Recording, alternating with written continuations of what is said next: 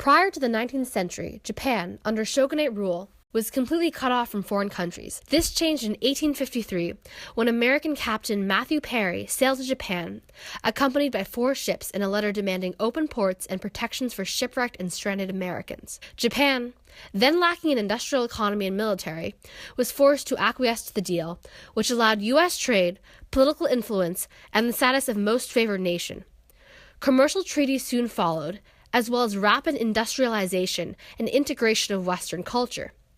However, the event also humiliated the Japanese government, driving the desire for a strong military and sparking the fire for ultranationalist movements to come.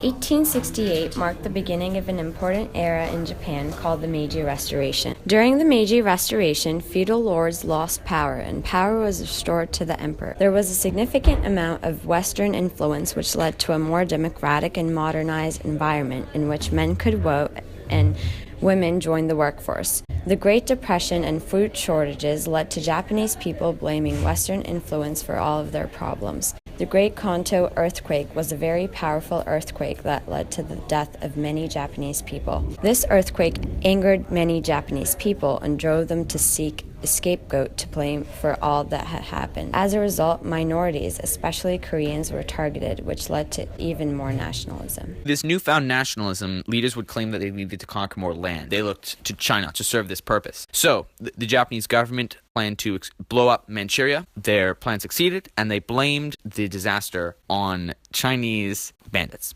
They now had an excuse to come in and bring, air quotes, order. So in come the Japanese with their military.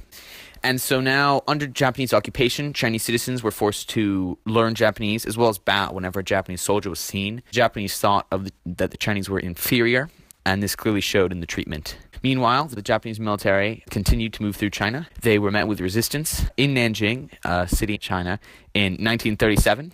Unfortunately, this resistance crumbled as Chinese government was undergoing a bit of turmoil, and there were many changes of plan, as well as plenty of power changes. So needless to say, the Chinese military itself was in a state of disarray when at the last minute they were ordered to surrender. Troops were scrambling over themselves, trying to run away from the impending Japanese military. What followed was absolute chaos. With the retreats, Japan could now look even further down upon the Chinese for surrendering, because that was very much so against their code of ethics. A lot of the troops go completely crazy, with the city completely theirs.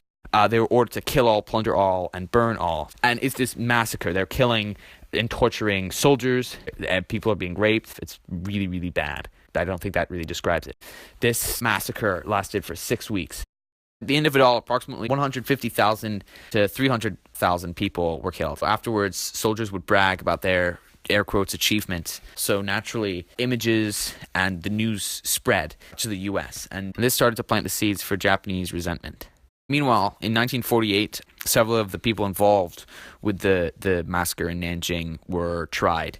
These were called the Tokyo War Tribunals. Matsui was the overall commander, and he was executed for war crimes. Prince Yasuhiko Asaka succeeded Matsui, but he was not executed. He did, however, play a role in the massacres themselves.